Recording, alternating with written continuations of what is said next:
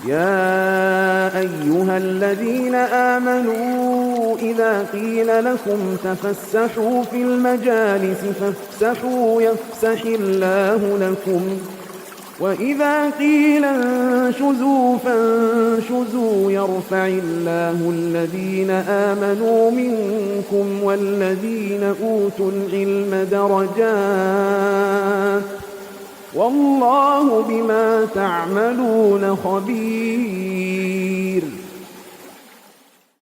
Bismillahirrahmanirrahim. Assalamualaikum warahmatullahi wabarakatuh. Innal hamdalillah nahmaduhu ta'ala wa nasta'inuhu wa nastaghfiruh wa na'udzu billahi min shururi anfusina wa sayyiati a'malina may yahdihillahu fala mudhillalah wa may yudlil fala hadiyalah wa asyhadu an la ilaha illallah wahdahu la syarikalah wa asyhadu anna Muhammadan abduhu wa rasuluh. Amma ba'd. Kaum muslimin jamaah Masjid Istiqomah yang dimuliakan oleh Allah Subhanahu wa taala. Alhamdulillah pada malam hari ini kita berada di malam ke-6 bulan Sya'ban tahun 1447 Hijriah. Alhamdulillah kembali kita bisa melanjutkan untuk mengkaji dan membaca kitab Umdatul Ahkam, hadis-hadis yang dibawakan oleh Al-Hafidz Abdul Ghani Al-Maqdisi rahimahullahu taala terkait tentang masalah hukum. Dan pembahasan kita masih dalam kitab shalah dalam babul mawaqit terkait hukmu takhiri sholatil isya an awwali waktiha, hukum menunda sholat isya dari awal waktunya. Baikala al-musannif rahimahullahu ta'ala Al-Hafidz Abdul Ghani Al-Maqdisi, semoga Allah merahmati beliau, mengatakan An Abdullah ibni Abbasin radhiyallahu anhuma, dari Abdullah bin Abbas semoga Allah meridhai keduanya, qala beliau mengatakan A'taman Nabiyyu sallallahu alaihi wasallam bil isya, Nabi sallallahu alaihi wasallam menunda atau mengakhirkan salat isya.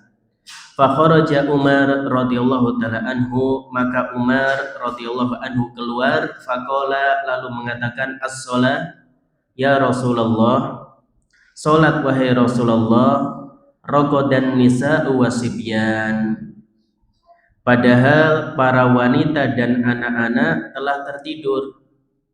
Fa kharaja wa ra'suhu yaqturu yaqul, maka Nabi sallallahu alaihi wasallam beliau keluar sementara kepala beliau masih meneteskan air sambil mengatakan laula an asukka ala ummati aw ala nas la amartuhum bihadhihi sholati hadhihi sa'ah, seandainya tidak memberatkan umatku atau memberatkan manusia, la amartuhum, niscaya aku akan perintahkan kepada mereka bihadhihi sholat, melaksanakan sholat ini, yaitu sholat isya hadhihi sa'ah, pada waktu seperti ini. Maka hadis ini menjelaskan kepada kita terkait tentang bagaimana keinginan Nabi Shallallahu Alaihi Wasallam untuk menunda pelaksanaan sholat isya. Jadi a'tama bil isya itu maknanya akhara sholatal isya hatta syaddat atamatul lail wa hiya dulmatuhu. Kata Syekh Abdullah Al-Fauzan dalam Mauridul Afham, maknanya mengakhirkan sholat isya sampai gelapnya malam. Demikian juga kata Syekh Abdullah Al-Basam dalam Taisirul Alam, makna a'tama dakhala fil atamah, yaitu masuk pada waktu gelap, wahya dulmatul lail, yaitu kegelapan malam. Wal muradu, dan yang dimaksud, annahu akhara sholatal isya ba'da dhahabis safar, Nabi sallallahu alaihi wasallam menunda pelaksanaan sholat isya ba'da dhahabis safaq, setelah cahaya safaq, cahaya merah yang ada di ufuk barat itu hilang. Kemudian fasallaha fi dulmatil lail, dan Nabi melaksanakan sholat isya pada waktu malam yang gelap. Jadi pada waktu malam yang gelap. Maka di sini Nabi sallallahu alaihi wasallam ta'akhkhara an-nabiyyu bi sholatil isya, beliau mengakhirkan sholat isya hatta madha juz'un kabirun minal lail, hingga berlalu sebagian besar malam. Wa naman nisa, maka para wanita telah tertidur, wasibyan, demikian juga anak-anak, wahum mimman la yajtamiluna tulal intidhar, maka mereka tidak kuat apabila harus menunggu dalam waktu yang cukup lama sehingga mereka tertidur. Maka Umar bin Khattab radhiyallahu taala anhu, beliau datang dan mengatakan, as-shalah ya Rasulullah, akan dilaksanakan salat wahai Rasulullah. Faqad raqadan nisa'u wasibyan, para wanita, anak-anak mereka telah tertidur. Maka Nabi SAW beliau keluar menuju masjid sementara ra'suhu yaqturu ma'un minal iktisab. Ini kalau kata penjelasan dari Syekh Abdullah Al-Basam, kepala beliau meneteskan air bekas mandi. Wa bayyana al-afdal fi sholatil isya, kemudian beliau menjelaskan yang paling utama untuk melaksanakan sholat isya wa ta'khir adalah dengan mengakhirkannya. Ini dengan mengakhirkannya. Walaula al-masaqqah allati talhaqu al-muntadirin, seandainya tidak ada kesulitan, tidak ada beban yang dirasakan oleh sahabat yang menunggu laha untuk melaksanakan sholat isya, la amarahum biha fi hadal waqti al-mutaakhir, niscaya Nabi akan perintahkan mereka untuk melaksanakan sholat isya di waktu yang diakhirkan tersebut. Oleh karena itu di sini hadis ini dibawakan oleh Al-Hafidz Abdul Ghani Al-Maqdisi dalam Babul Mawaqit untuk menunjukkan istihbabu ta'khiri sholatil isya, dianjurkan menunda atau mengakhirkan sholat isya ila thuluthil lail, sampai sepertiga malam yang pertama. Berarti dari waktu maghrib sampai waktu subuh dibagi tiga. Nah, sepertiga yang pertama itulah yang dianjurkan untuk melaksanakan akhir sepertiga yang pertama, itulah waktu yang terbaik untuk melaksanakan sholat isya. Jadi katakanlah kalau sekarang maghrib jam berapa? 18.21, kemudian subuhnya jam berapa? 4.30 katakanlah, itu dibagi tiga, maka sepertiga yang pertama katakanlah setengah 10 atau hampir jam 10, itulah waktu terbaik untuk melaksanakan sholat isya. Itu waktu yang terbaik untuk melaksanakan sholat isya seandainya tidak memberatkan umat beliau. Oleh karena itu ada khilaf di kalangan para ulama terkait masalah ini, mana yang terbaik pelaksanaan sholat isya, di awal waktu atau ditunda.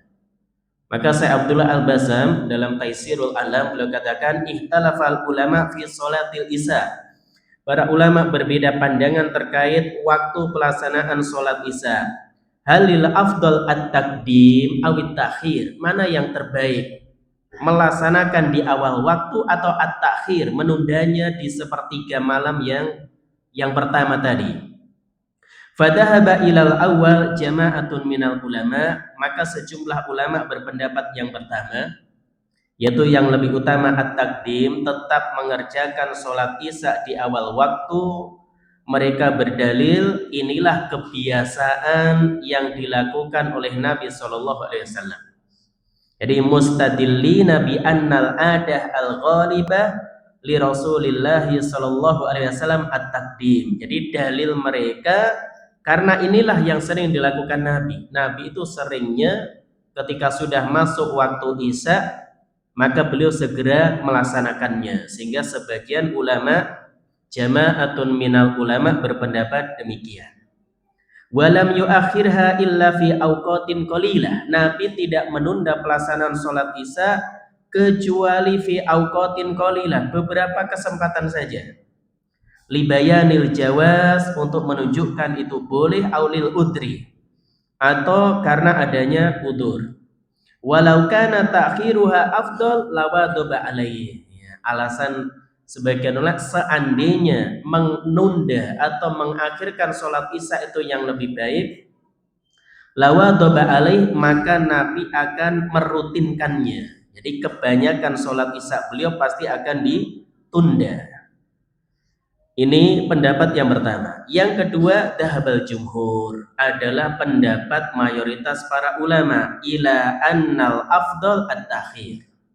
Yang lebih utama menunda pelaksanaan sholat isya. Apa dalilnya? Hadis ini. Dalilnya diantaranya hadis yang dibawakan oleh Al-Hafidh Abdul Ghani Al-Maqdisi dalam Umdatul Ahkam. Maka mustadillina bihadihil ahadis as-sahihah al-kathirah. Jadi mayoritas para ulama mereka berdalil dengan banyak hadis sahih yang menunjukkan hal tersebut.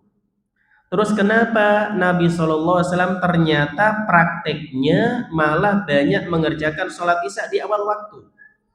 Maka kata para ulama, amma kaunuhu lam yudawim ala ta'khiriha.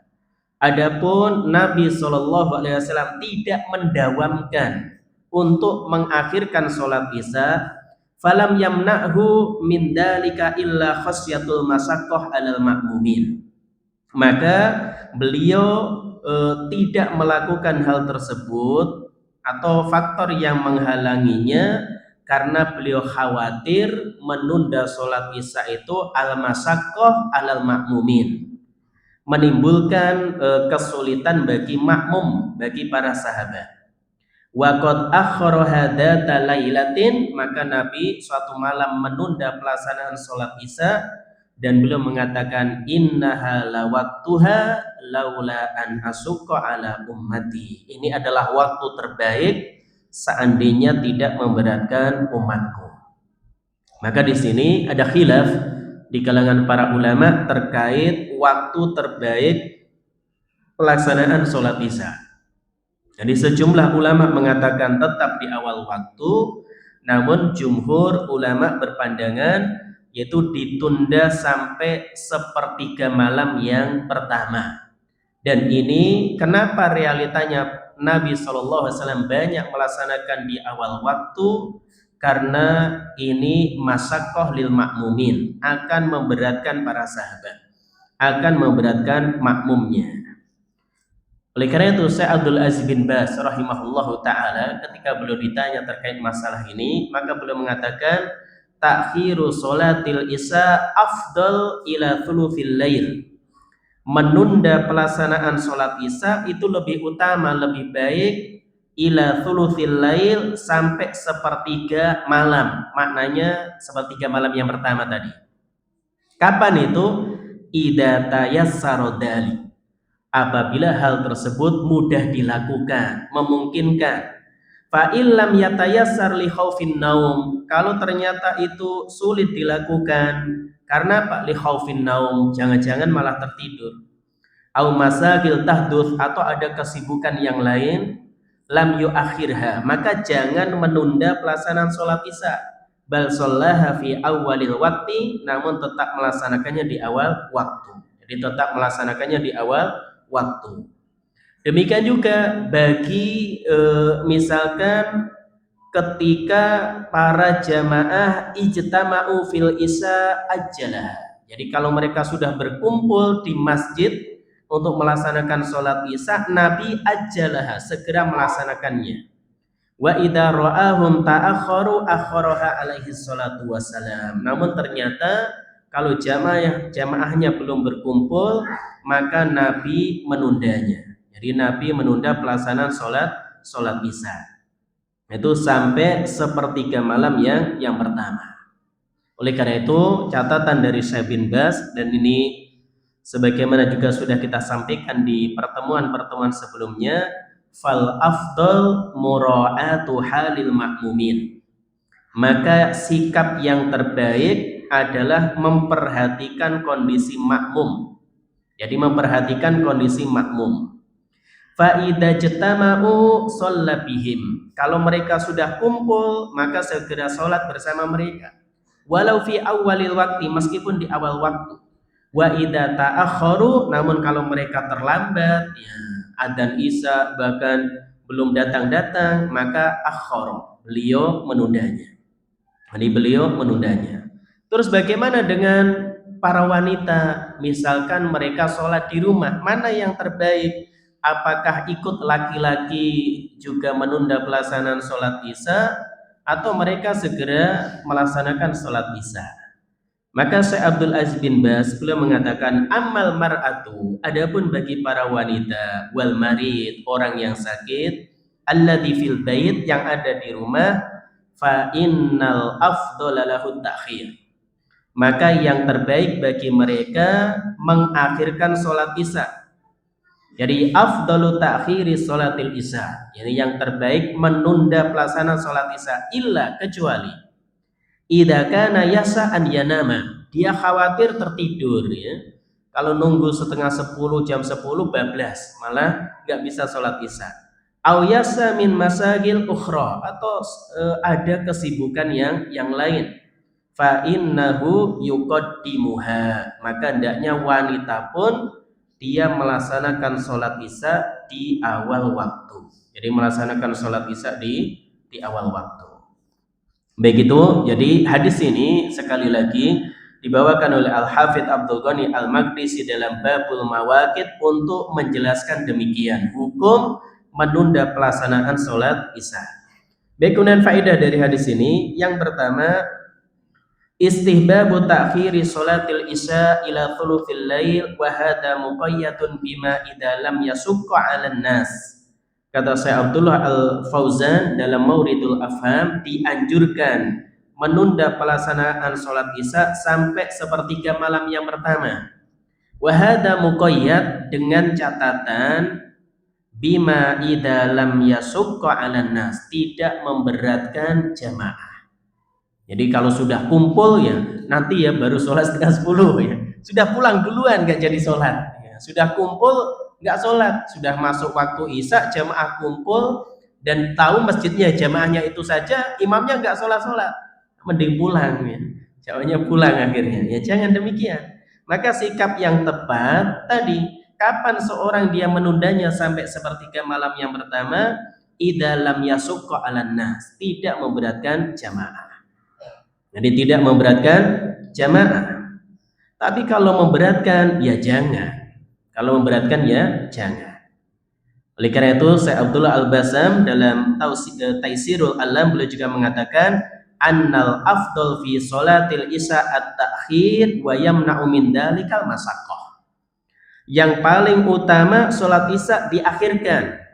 Namun hal tersebut terhalang apabila masaqqah, menimbulkan kesulitan. Jadi apabila menimbulkan kesulitan. Baik, kemudian faedah yang kedua, annal masaqqah tusabbibu al-yusra was-suhula fi hadhihi syari'ah as-samha. Adanya kesulitan itu menjadikan sebab adanya keringanan dan kemudahan dalam syariat Islam yang samhah ini. Jadi syariat Islam yang longgar ini. Jadi syariat Islam yang penuh toleransi ini. Jadi kalau ada masaqqah, ada kesulitan, maka tusabbibul yusra wat taisir. Itu akan menyebabkan adanya keringanan, adanya kemudahan. Oleh karena itu prinsip ini, jadi nanti ada kaidah al-masaqqah tajlibut taisir. Jadi kesulitan akan membawa kepada kemudahan. Banyak dalilnya. Misalkan Allah katakan di surah Al-Baqarah, yuridullahu bikumul yusra wa la yuridu bikumul usra. Allah menghendaki kemudahan bagi kalian, tidak menghendaki kesulitan.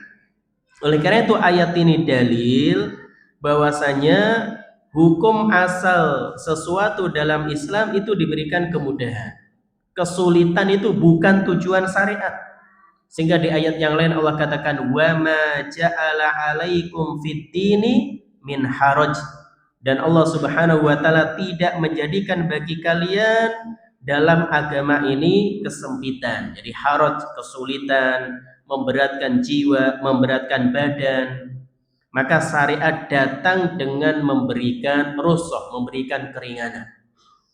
La yukallifullahu nafsan illa wus'aha. Allah tidak akan membebani seseorang kecuali sesuai dengan kemampuannya.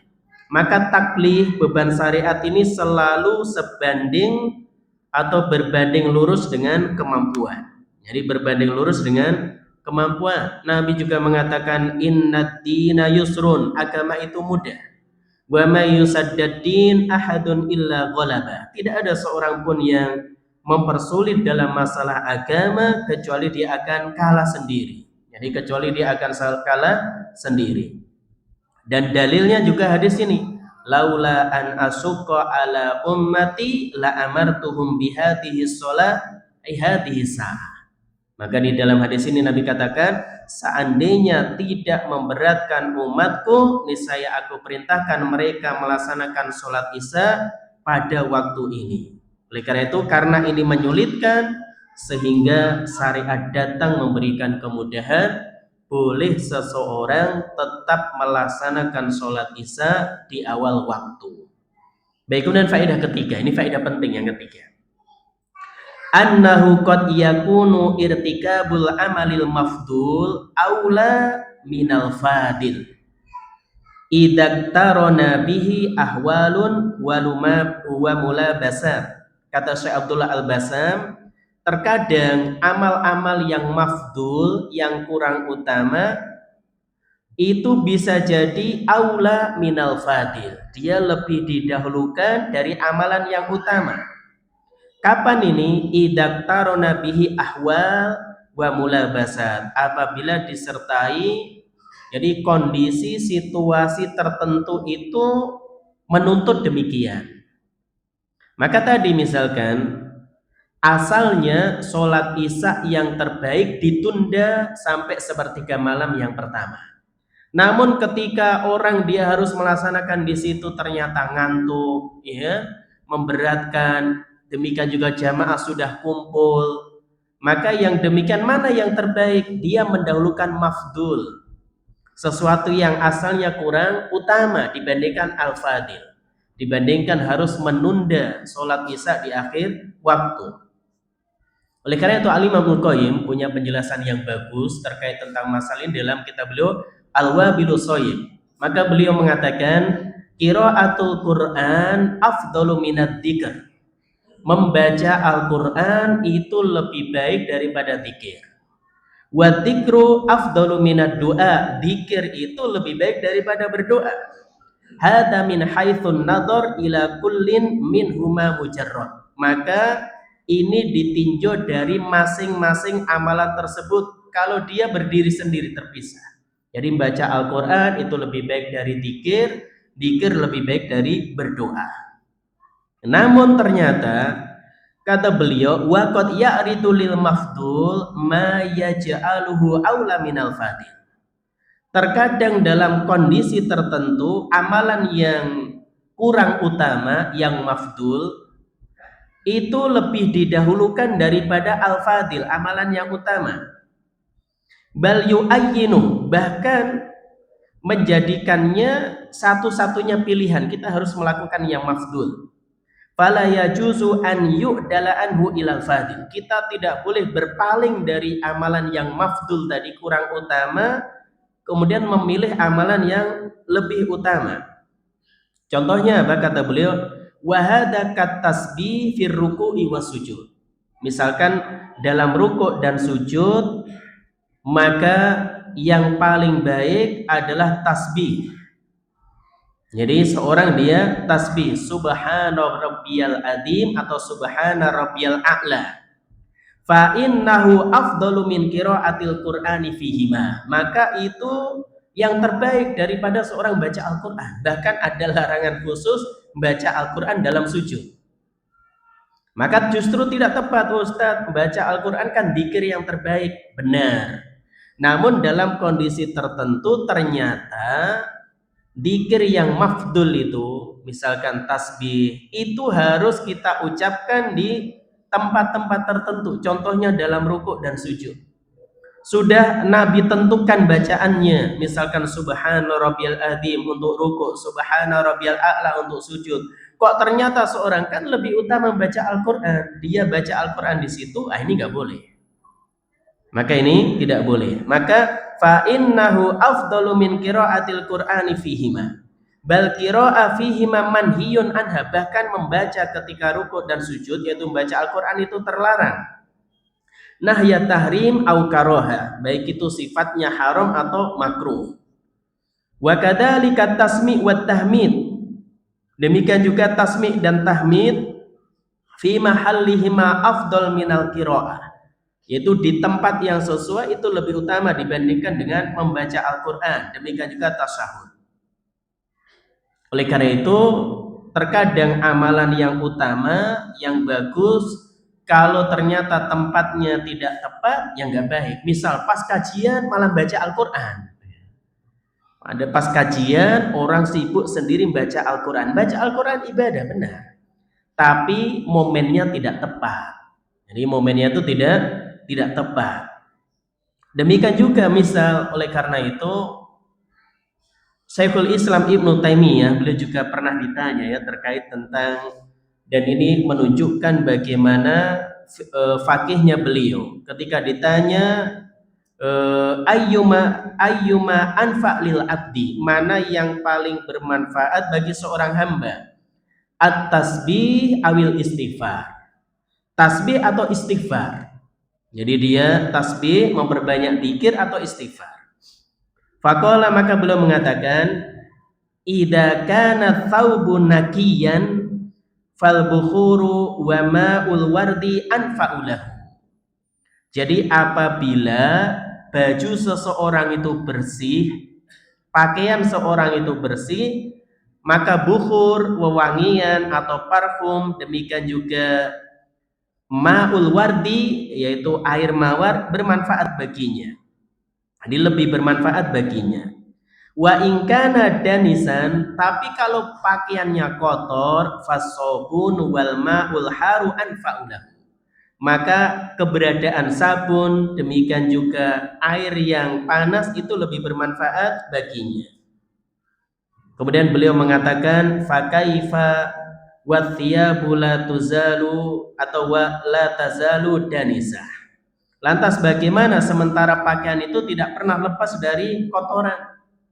Maka berarti yang terbaik seorang dia istighfar ketika seorang dia memang tahu dirinya adalah banyak dosanya.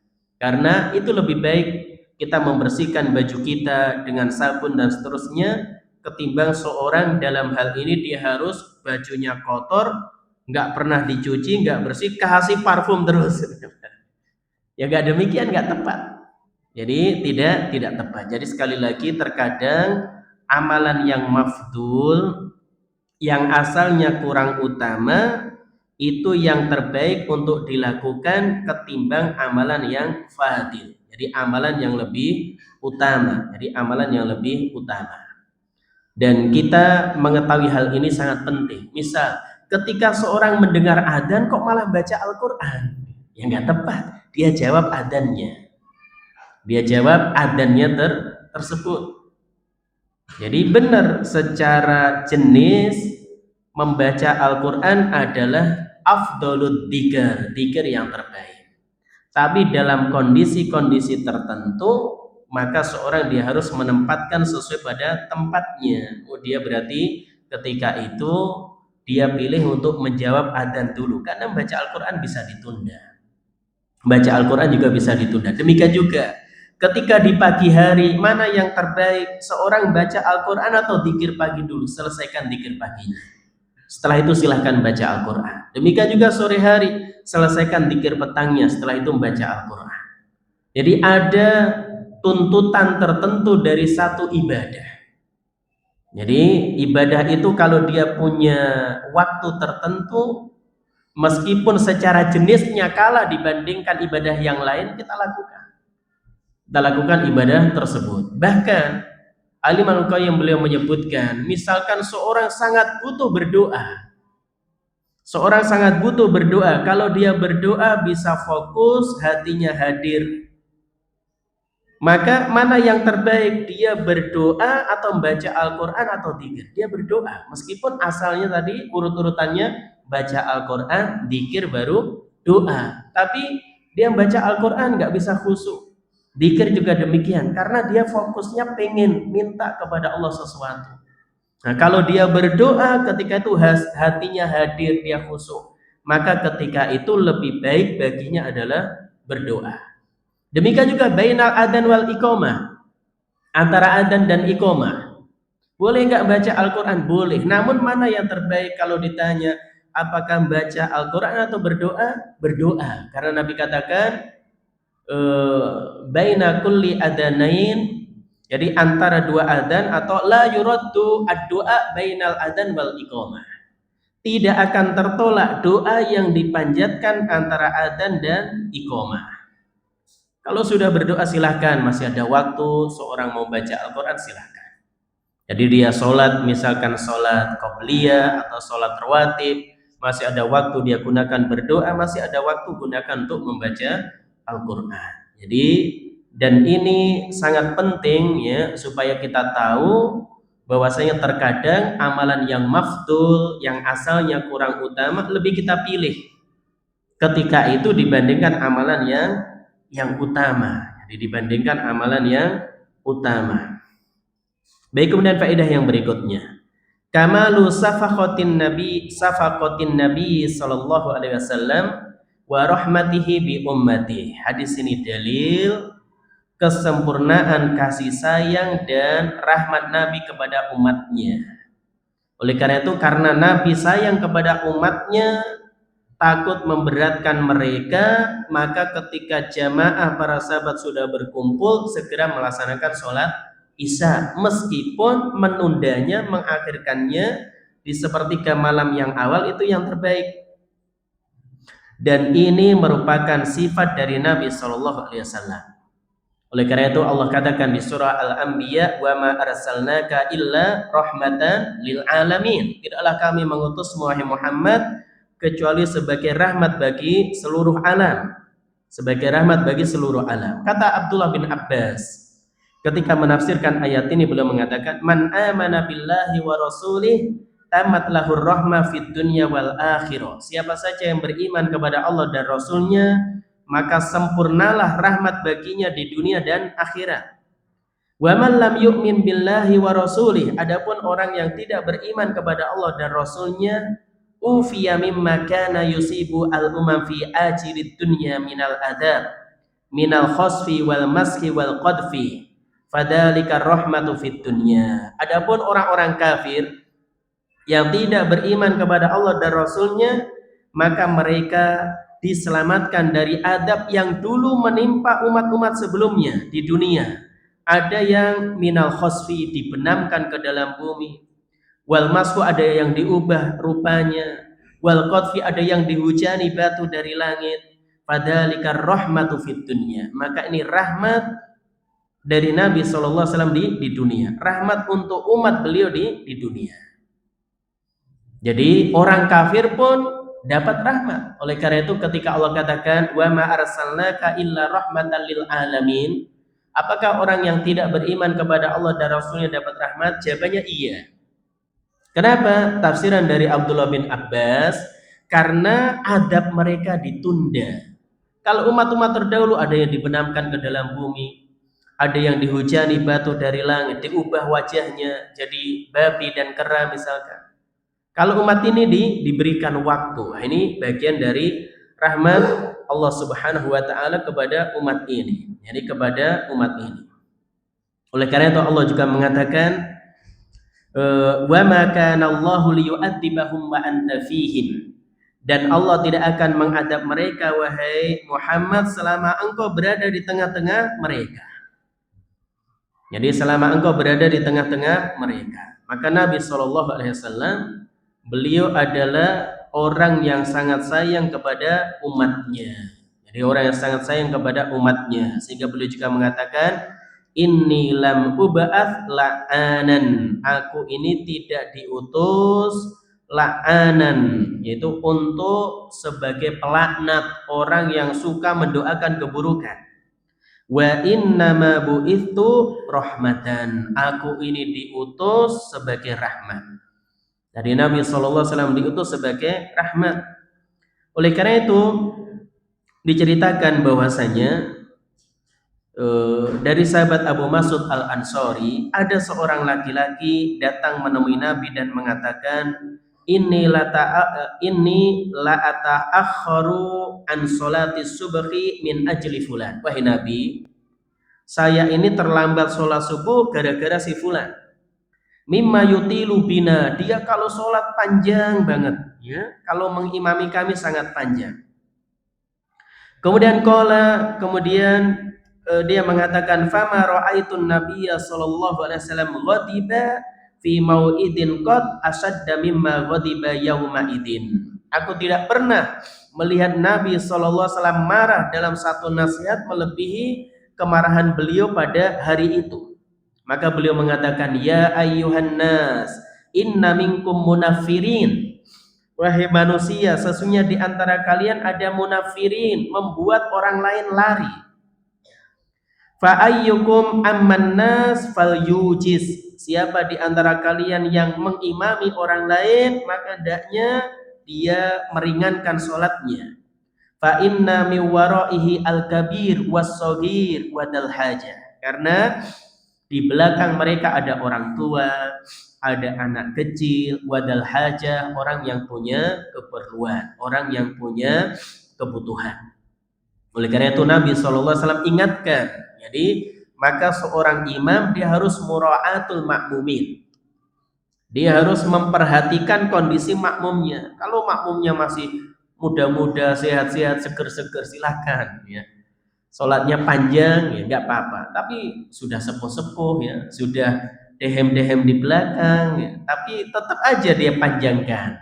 Maka ini kurang memperhatikan kondisi makmumnya.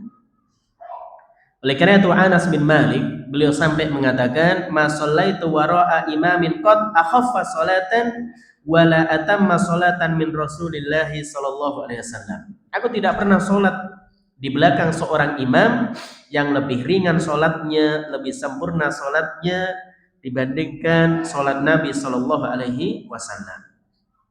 Oleh karena itu Nabi pernah suatu ketika ingin memanjangkan sholat, ternyata ada bayi yang nangis. Di belakang ada bayi yang nangis, beliau mempercepatnya. Beliau mengatakan, inilah aqumu fis sholah, uridu an utawwila fiha. Saya berdiri sholat dan ingin memanjangkan sholat saya. Kemudian fa asma'u buka as-sabi. Ternyata aku mendengar tangisan seorang bayi. Maka ini dalil yang namanya khusyuk bukan berarti nggak dengar apa-apa. Orang sholatnya khusyuk dipanggil-panggil juga nggak dengar misalnya. Nabi ketika sholat dengar itu suara tangisan bayi di belakang. Maka beliau katakan fa asma'u buka as-sabi. Aku mendengar tangisan bayi. Fa atajawwazu fi sholati karahiyata an asukka ala ummati ala ummihi. Maka aku segera meringkas atau mempercepat sholatku karena aku tidak ingin memberatkan ibunya. Sudah di belakang tangisan bayi, imamnya malah dipanjangin ya jangan demikian. Tak tahu. Maka Nabi pernah ketika sholat ingin panjang, ternyata ada suara bayi. Maka Nabi meringkasnya. Maka kata para ulama, wa fihi dalalatun ala kamali safaqatin Nabi sallallahu alaihi wasallam ala ashabi wa mura'ati ahwalil kabiri minhum was-shaghir. Maka ini menunjukkan dalil yang menunjukkan sempurnanya kasih sayang Nabi sallallahu alaihi wasallam kepada para sahabatnya, perhatian beliau terhadap orang tua, demikian juga anak-anak kecil. Dan di antara kasih sayang Nabi, Nabi melarang puasa wisol, sambung ya, seorang enggak berbuka maka dilarang oleh Nabi sallallahu alaihi wasallam. Maka dalam hadis Abu Hurairah Nabi katakan iyyakum wal wisol. Janganlah kalian puasa wisol, jauhi puasa wisol. Kalau kemudian para sahabat mengatakan fa innaka tuwasil ya Rasulullah, tapi engkau kok puasa wisol. Jadi Nabi itu enggak buka, langsung beliau sahur. Jadi kenapa engkau nyambung wahai Nabi? Kemudian Nabi katakan innakum lastum fi dzalika mithli. Sesungguhnya kalian tidak seperti aku. Inni abitu yud'imuni rabbi wa yasqini. Sesungguhnya aku itu berada di malam hari, kemudian Rabbku Allah memberikan makan dan minum kepadaku. Faklafu minal a'mali ma tutikun. Maka lakukanlah amal-amal yang mampu untuk kalian lakukan. Maka puasa wisol kekhususan Nabi Sallallahu Alaihi Wasallam. Adapun bagi umat beliau maka hendaknya tidak melakukannya, sehingga Nabi katakan iyakum wal wisol, apalagi puasa mutih. Pengen dapat ilmu, puasa mutih 3 hari hanya apa? Nasi putih sama air misalkan. Bahkan ya ini lebih nggak boleh lagi, ya. Lebih nggak boleh lagi. Maka Nabi melarang umat beliau melakukan puasa wisol karena memang dasarnya beliau adalah sayang kepada umatnya.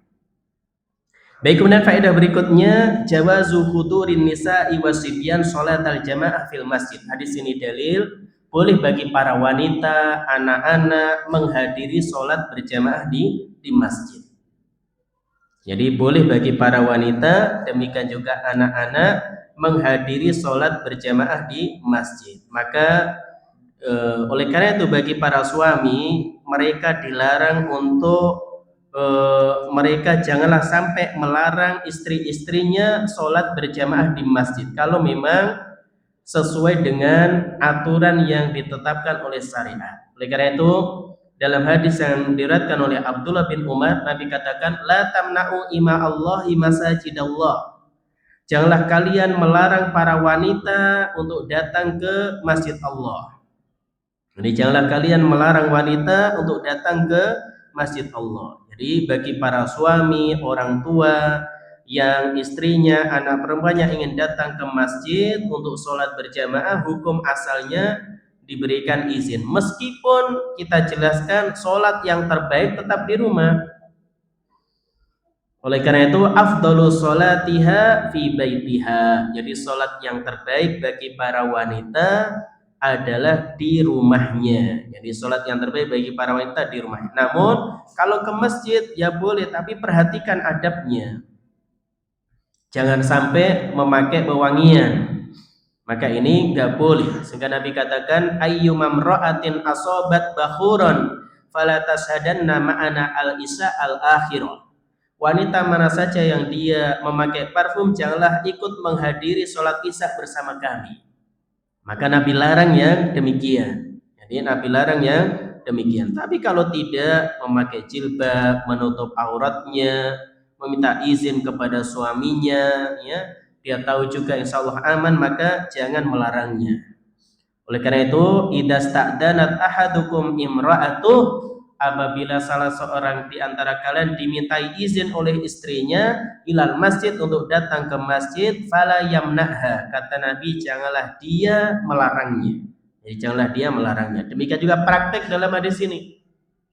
Jadi para wanita sahabiyat, anak-anak ikut sholat isya bersama Nabi Shallallahu Alaihi Wasallam. Sehingga dari sini diambil faedah jawazu hudurin nisa'i wasibyan sholatal jamaah fil masajid atau fil masjid. Bolehnya bagi para wanita dan anak-anak hadir sholat isya di masjid.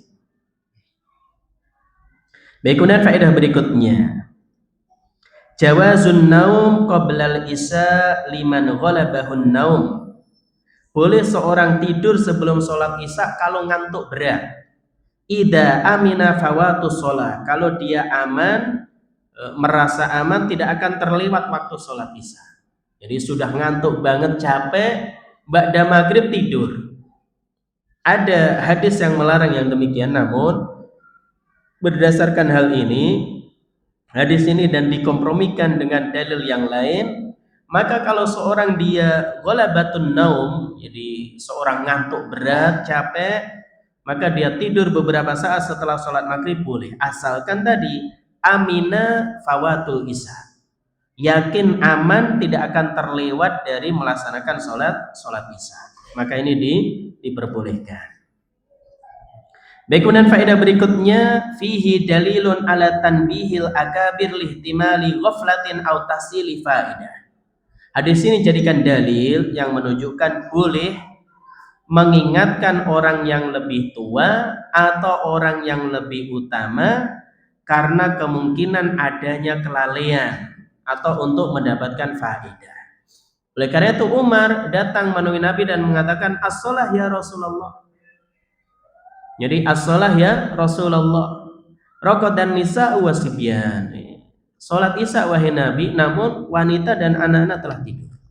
Maka diingatkan oleh Umar bin Khattab radhiyallahu taala anhu. Maka dari sini para ulama sebutkan di antaranya Syekh Abdullah Al-Bassam dalam Taisirul Alam fihi dalilun ala tanbihil akabir lihtimali ghaflatin au tahsili faidatin. Dalam hadis ini terdapat dalil bolehnya mengingatkan orang yang lebih tua, orang yang lebih utama karena kemungkinan adanya kelalaian atau untuk memperoleh suatu faedah. Baik, kemudian faedah berikutnya masru'iyatun nadhar ila amri dhafah kan nisa'i wasibyan wa nahbihim akthar min ghairihim. Disyariatkan melihat seorang dia memperhatikan orang-orang yang lemah, para wanita, anak-anak dengan perhatian lebih dibandingkan yang lain. Memang demikian, maka Umar katakan raqadatin nisa wasibyan. Wanita sudah tidur wahai Nabi. Anak-anak juga sudah tidur. Maka di sini perhatian terhadap orang yang lemah, perhatian terhadap para wanita, perhatian terhadap sibyan anak-anak aktsar min ghairihim. Itu lebih banyak dibandingkan selain mereka. Lebih banyak dibandingkan selain mereka. Baik, kemudian faedah berikutnya, annahu yustahabbu lil alim awil imam an ya'tadira ila ashabihi idza ta'akhkhara anhum. Dianjurkan orang yang alim. Masuk Isya ya? Sudah. 1 menit lagi. Baik, dianjurkan bagi orang yang alim atau seorang imam an ya'tadira ila ashabi. Dia minta udzur kepada sahabatnya. Idza ta'akhkhara anhum, kalau datangnya telat. Au jara minhum ma yadunnu annahu yasuqu alaihim, atau dia menyangka akan memberatkan mereka. Maka wayadhkuru lahum wajhal maslahati fihi. Maka dia menyebutkan, menjelaskan kepada mereka maslahat yang dia lakukan. Jadi kalau seorang imam misalkan telat, seorang alim, maka dia menjelaskan udurnya, kenapa dia telat, kenapa dia demikian dan seterusnya. Jadi dia jelaskan. Baik, kemudian faedah berikutnya tatabu af'alin Nabi sallallahu alaihi wasallam wa ahwalihi wa aqwalihi. Seorang hendaknya dia tatabbu, yaitu memperhatikan bagaimana perbuatan Nabi, kondisi beliau, ucapan beliau, wa naqalaha ila ummati, dan menukilnya kepada umat beliau, wa annaha kullaha syar'un yuqtada bihi, karena itu semuanya syariat yang bisa diteladani. Baik, mungkin adzan terlebih dahulu. Silakan. Baik, kita lanjutkan. Kemudian faedah berikutnya kata Syekh Abdullah Al-Fauzan dalam Mauridul Afham, annahu yajuzu li ghairil mu'adhdhinir ratib an yu'lima al-imam bis shalah. Hadis ini dalil bolehnya muadzin, bukan muadzin tetap, dia memberitahu imam untuk melaksanakan sholat. Jadi muadzin Nabi bukan Umar, akan tapi Umar radhiyallahu taala anhu memberitahukan kepada Nabi as-shalah, sholat wahai Nabi. Ya, maka dari sini para ulama sebutkan annahu yajuzu li ghairil muadzzinir ratib, diperbolehkan selain muadzin tetap an yu'limal imam bis shalah, memberitahukan kepada imam bahwasanya salat itu akan dimulai, wala siyama idza kana fi i'lamihi maslahah. Terlebih lagi dengan memberitahu sang imam tadi ada maslahat. Donnaha, yang dia sangka itu ada maslahat atau dia pastikan itu ada maslahatnya, maka boleh. Demikian juga faedah yang lain, jawazus tida'il imam ila sholat, bolehnya seorang dia memanggil imam untuk melaksanakan sholat, wa in kana kabiron, meskipun imamnya lebih senior, lebih sepuh, idza ta'akhkhar, kalau imamnya telat, mana ini belum datang, kemudian dipanggil, boleh. Oleh karena itu Umar datang menemui Nabi. Kan Masjid Nabawi dekat tuh dengan rumah Nabi. Maka akhirnya Nabi keluar dari rumahnya. Masih di rambut beliau masih meneteskan air bekas beliau mandi. As-sholat, sholat wahai Nabi. Namun ini wanita anak-anak sudah tidur. Ini wanita dan anak nunggu lama mereka sudah tidur. Maka boleh seorang dia memanggil imam untuk segera melaksanakan sholat meskipun imamnya itu lebih senior, lebih tua, idza ta'akhkhara, apabila imamnya telat.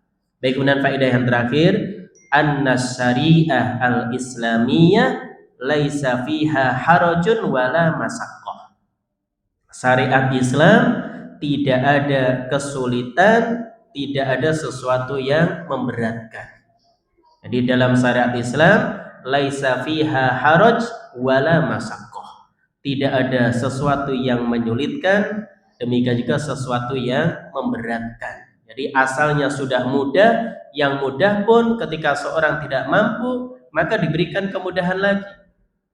Maka sholat itu misalkan hanya 5 kali sehari semalam. Sholat itu juga pun rukunnya berdiri. Untuk sholat wajib, untuk sholat sunnah boleh duduk.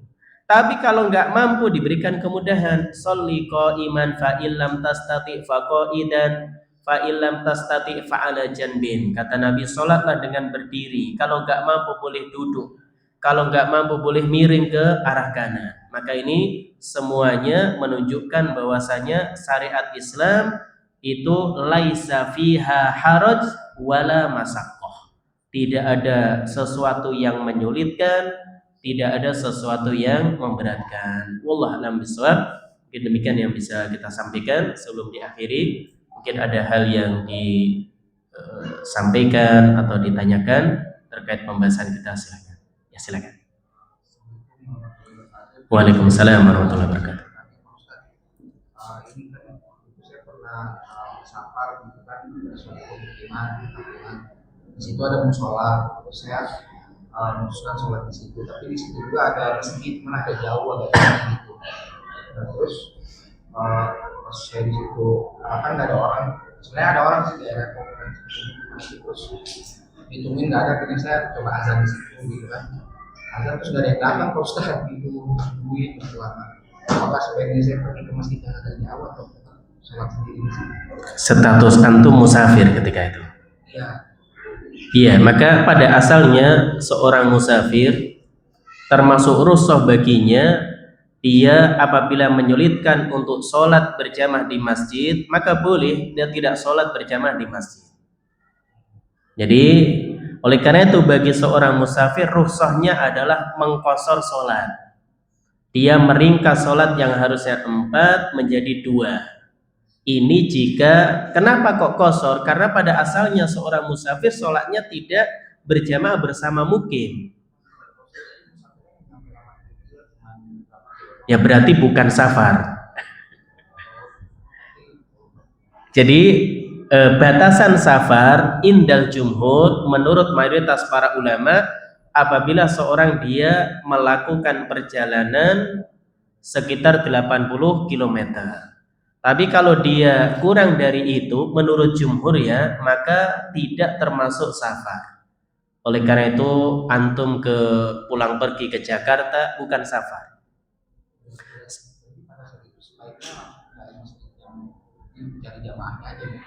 Iya, kalau memang kondisi yang ditanyakan demikian, status kita bukan musafir, maka pada asalnya kita sholat di masjid bersama jamaah yang lain. Jadi kalau memang demikian, wallahu a'lam bishawab. Iya, silahkan. Saya mau tanya antara azan dan iqamah itu kan waktu yang mustajab untuk berdoa. Iya. Nah, kemudian dalam sujud kita waktu yang mustajab juga untuk berdoa. Nah, seandainya doa itu antara azan dan iqamah itu kita masuk ke dalam sujud, artinya jadi kita mau berlama dalam sujud itu kan kita doa tuh di situ, dan kita juga memperbanyak doanya di sebelum salam. Tentunya dengan memperkirakan waktunya bahwa ini tidak akan sampai iqamah gitu. Iya. Nah, itu baiknya bagaimana antara berdoa atau misalnya kita memperbanyak doanya dalam sujud. Terus yang kedua kan satu lagi bahwa jika sisa waktu pas timer itu cukup untuk sholat sunnah, mana kita pilih antara sholat sunnah atau kita berdoa? Iya. Justru yang terbaik tadi berarti dia menggabungkan 2 waktu mustajab. Kalau dia memasukkan doanya dalam sholat, terutama ketika sujud. Jadi ada dalil yang mengatakan ya la yuraddu du'a bainal adzan wal iqamah. Doa yang dipanjatkan antara adzan dan iqamah tidak akan tertolak. Dan antara adzan dan iqamah Nabi katakan baina kulli adzanaini sholatun. Antara adzan dan iqamah pasti ada sholat sunnah. Nah, seorang sholat sunnah kemudian antara adzan dan iqamah. Dan Nabi juga mengatakan aqrabu ma yakunul abdu mir rabbih fa huwa sajidun fa aktsirud du'a. Posisi paling dekat hamba dengan Allah ketika sujud maka berbanyak doa. Oleh karena itu terkumpul pada hal ini dia sholat kemudian sujud dan dia berdoa di situ, dan itu tentu jauh lebih baik. Meskipun bukan berarti kalau misalkan masih ada waktu dia tidak berdoa. Dia setelah itu tetap berdoa. Tapi kalau waktunya dalam hal ini terbatas, kalau saya sholat tanpa doa nanti malah nggak memungkinkan doa, saya doanya masukkan di sini, maka itu bagus. Maka ini terkumpul. Apalagi pas turun hujan, terkumpul lagi dia. Jadi turun hujan itu termasuk waktu mustajab dalam berdoa. Kemudian antara adzan dan iqamah waktu mustajab, ketika sujud juga waktu mustajab. Maka ketika itu dia banyak doa, dan ini tentu lebih baiknya, ini yang terbaik. Wallahu a'lam bishawab. Terus yang kedua apa? Misalnya dia sholat sunnah, tapi ini waktunya pas nggak mungkin doa dalam sujud. Mana pilihan antara berdoa atau kita sholat sunnah? Sholat sunnah. Jadi yang terbaik adalah sholat sunnah. Karena apa? Pada asalnya dalam sholat itu ada doa. Bacaannya antum baca. Robbi firli.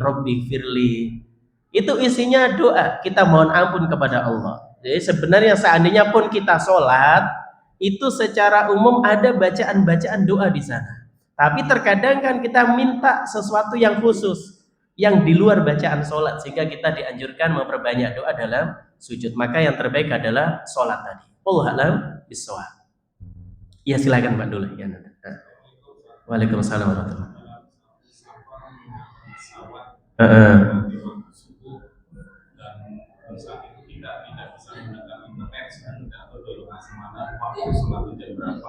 Bagaimana menentukan masuk dalam kapal?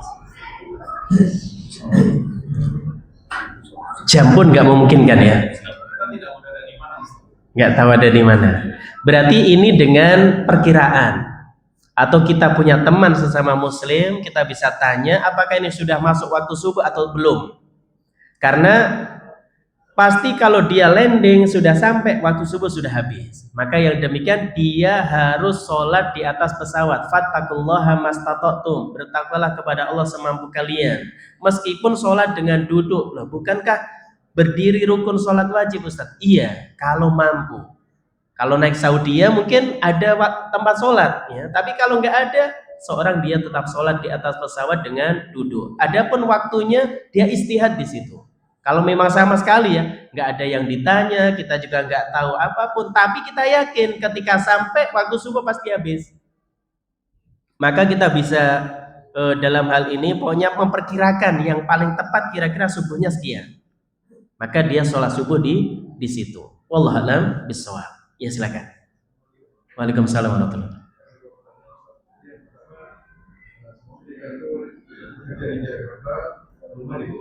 Iya. Kemudian saat pulang kerja itu pada maghrib itu kita apakah lebih utama sholat isya itu di rest area atau kita mengajarkan sholat isya sama istri gitu mas? Iya. Yang kedua, kalau kita mendapati masuk masjid waktu Jumat, kemudian saat kita masuk masjid muadzin mengadakan azan, kita terutama langsung sholat di dalam masjid atau diam dan sholat di masjid. Iya, baik. Ini terkait tentang yang pertama, seorang dia bekerja di Jakarta, ya kan, rumahnya di Bogor, kemudian dia sudah sholat maghrib di Jakarta pulang. Mana yang terbaik ketika di perjalanan? Apakah dia sholat isya di rest area atau dia tunda di rumah? Silakan pilih yang paling mudah untuk kita. Tapi idealnya kalau kita seorang laki-laki tidak memberatkan kita tidak bisa menjaga sholat berjamaah di masjid, maka itu yang terbaik. Tapi kalau tidak memungkinkan, ya mudah-mudahan tidak masalah dia menunda sholat isya-nya sampai di rumah bersama istrinya, maka ini juga tidak mengapa. Jadi silakan dipilih yang mudah dalam masalah ini. Wallahu a'lam bishawab. Adapun yang kedua, jawabannya ketika dikumandangkan adzan di hari Jumat dan kita baru datang, maka kita segera sholat tahiyatul masjid. Jadi menjawab adzan sunnah. Idza sami'tumun nida, jika kalian mendengar adzan, maka jawablah sebagaimana bacaan adzan tersebut. Benar, ini sunnah. Namun ketika di hari Jumat seorang wajib mendengarkan khutbah, maka dalam hal ini dia lebih mendahulukan yang wajib supaya tidak terlewat khutbah ketimbang dia menjawab adzan. Oleh karena itu, sikap yang tepat ketika di hari Jumat kita telat dikumandangkan adzan Jumat, segera sholat tahiyatul masjid. Jadi segera sholat tahiyatul masjid. Dan ini tentu tidak bertentangan dengan, misalkan Nabi pernah ada salah seorang sahabat masuk ke masjid, Nabi sedang khutbah, dia langsung duduk. Maka Nabi perintahkan dia untuk sholat tahiyatul masjid terlebih dahulu. Yang intinya kita lebih mendahulukan untuk mendengarkan khutbah sejak awal ketimbang kita menjawab adzan, karena mendengarkan khutbah hukumnya wajib, adapun menjawab adzan hukumnya sunnah. Kita dahulukan yang wajib daripada yang sunnah. Wallahu a'lam bishawab. Ya silakan. Hadis mengatakan bahwa saat imam bangkit dari ruku, maka mampu baca pada saat imam mengucapkan Allah Akbar, mampu mengucapkan Allah Akbar. Iya. Jadi ucapan kepada Allah itu pada saat takbir ihram benar, atau pada saat sempurna berdiri? Jawabannya saat sempurna berdiri. Jadi ketika seorang imam dia bangkit dari rukuknya, ya, mengucapkan sami Allahu liman hamidah, maka faqulu rabbana walakal hamd. Ucapkanlah rabbana walakal hamd. Maka dijadikan dalil oleh mayoritas para ulama sebagai makmum tidak perlu dia mengucapkan sami Allahu liman hamidah, langsung dia rabbana walakal hamd. Adapun kalau sholat sendirian, maka kita mengucapkan sami Allahu liman hamidah ketika berdiri bangkit dari rukuk, kemudian rabbana walakal hamd. Namun menjadi makmum berdasarkan hadis ini, sebagian ulama, kalau nggak salah malah pendapat jumhur, maka faqulu rabbana walakal hamd ini perintah untuk makmum, berarti dia tidak perlu mengucapkan sami Allahu liman hamidah. Maka ini di mana diucapkan? Ketika dia berdiri, yaitu ketika iktidal. Wallahu a'lam bishawab. Baik, mungkin demikian yang bisa kita kaji, kita bahas dalam kajian kita malam hari ini. Kurang lebihnya mohon maaf.